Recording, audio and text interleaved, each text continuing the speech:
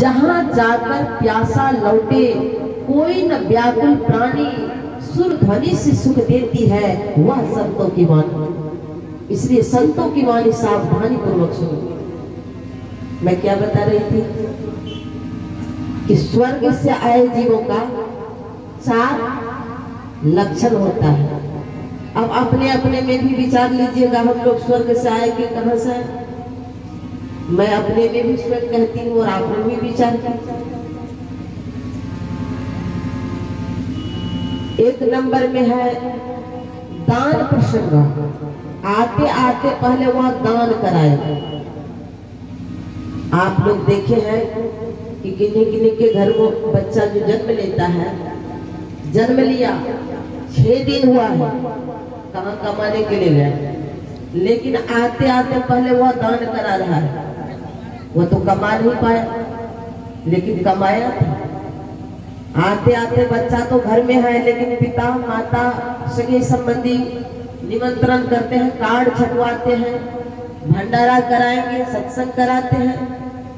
ये सब क्या है? वह स्वर्ग से आए जीवों का लक्षण है। लेकिन एक बात सुनिए, जो बच्चा घर में आते आते घर में पार्टी होने लगी, शराब मांस, वह बच्चा कहां से आया है आप विचार लीजिएगा। 1 नंबर में आते आते दान प्रसंगा, पहले वह दान कराना जानता है, दान होगा उस घर में। 2 नंबर में आ जाता मधुरा जवानी, वह सबसे मीठा बोलेगा। पितृतर्पण,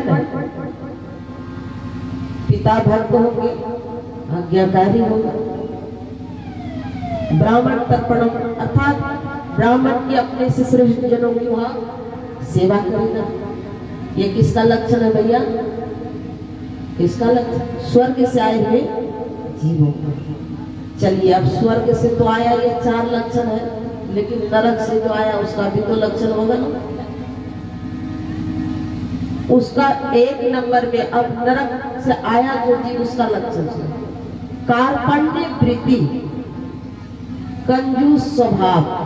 मतलब आते आते बच्चा का रंग ढंग से पता लगेगा, घर में आया 2 दाने के लिए मर रहे हैं। कार्पण्य वृत्ति, कटुता जवानी, उनकी वाणी में मधुरता नहीं आ सकती, वो कड़वा बोलने वाला है। मीठा बोलने वाला को तो सब कोई पसंद करता है, लेकिन कड़वा बोलने वाला अच्छी बात है तो भी आप कड़वा बनाकर बोलिए तो उसे पसंद। कागा काको धन हरे कोयल काको दे, मीठी वचन सुनाई के जग आप लोग करी ले। तो मीठी वाणी में ये वशीकरण मंत्र है। इसको या बोलने से जो जिससे आपको प्रेम नहीं है वो भी आपसे प्रेम हो जाए। 2 नंबर में मधुरा जवान, कटुता जवान, कार्पण्य वृत्ति, कंजूस। 2 नंबर में कटुता जवानी, नीच जनेषु संसर्गा, नीच व्यक्तियों से वह संगति करेगा, अपने से श्रेष्ठ अपने से उच्च लोगों से संगति नहीं करेगा। जब भी वह संगति करेगा अपने से नीच से करेगा। और साधु महात्मा कहते हैं, क्या कहते हैं? संगत से गुण होता है, संगत से जा। इसलिए हम लोग क्यों साधु महापुरुषों की संगत करते हैं? क्योंकि इसमें जो है बहुत सारा लाभ छिपा हुआ। क्योंकि साधु महापुरुषों की संगति करने से यह लोग पर लोग दोनों समझ जाता है। इसलिए हम लोग दौड़कर संतों की, साधु महात्माओं की संगति में आते हैं।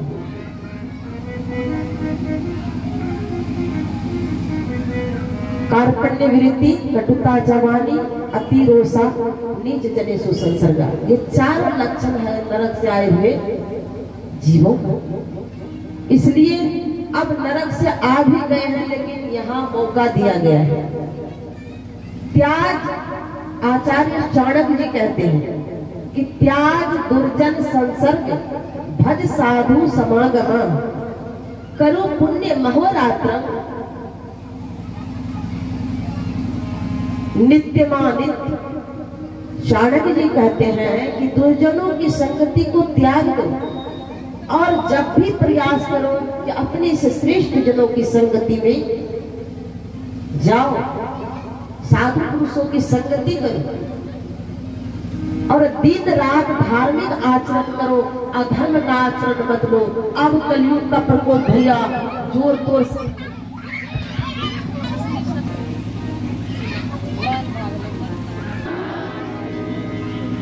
आइए 2 लाइन भजन में गा देती हूँ। गुरु नाम कहिए चाहे विधि राखे, गुरु ताही विधि रहिए। दुख है, टेंशन है, परेशानी है, जिनके शरण में आए उसका गुणगान कीजिए। जिस हाल में जिस स्थिति में रहिए लेकिन भजन को मत छोड़िए। मुख में हो गुरु नाम, गुरु सेवा हाथ में। मुख में हो गुरु नाम,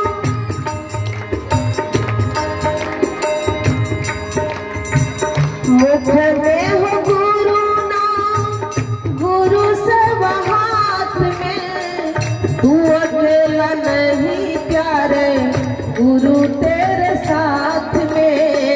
तू अकेला नहीं प्यारे, गुरु तेरे साथ में। विधि का विधान जान, हानि लाभ सही है। चाहे विधि राखे, गुरु ताही विधि रही है। गुरु नाम, गुरु नाम, गुरु नाम कहिए चाहे विधि राखे, गुरु ताही विधि रही है। चाहे विधि राखे, गुरु ताही विधि रही है। चाहे विधि राखे, गुरु ताही विधि रही है। चाहे विधि राखे, गुरु ताही विधि। 2 लाइन। तो आप लोग तो बाबा धाम जाते हैं, मैं भी गुरु धाम, सिकलीगढ़, धारा, पक्षी से हम चारों धाम करके आए। वो थोड़ा आवाज जो है बैठ गया, इसलिए बोलिए प्रेम से श्री सद्गुरु। तो इसलिए जिस हाल में हो, जैसी स्थिति में हो, भजन अवश्य कीजिए, क्योंकि कलयुग का प्रकोप अब जोर तोर से चल रहा है। मैं यही सुना रही थी, कलयुग अब इससे कुछ पहले 5 वर्ष कुछ और ही समय था, अब कुछ और ही बदल रहा है। क्यों नहीं बदले? हर युग में भगवान आते हैं, संत भगवान तो आ गए और संतों की वाणी बड़ी मधुर होती है, कभी कभी कड़वा भी होती है, तो भलाई के लिए। संतों की बात कितने लोग मानते हैं? क्या सब मानते हैं? नहीं मानते हैं। जो दुष्ट बच गए हैं उनके लिए तो भगवान का फिर दूसरा अवतार होगा कि नहीं होगा? सब तो जो बचे खुचे हुए हैं, जो धर्म को नहीं मानते हैं, अधर्म का ही सत्ता लेकर चलते हैं। पहले लोग झूठ बोलने से डरते थे, बेविचार करने से डरते थे।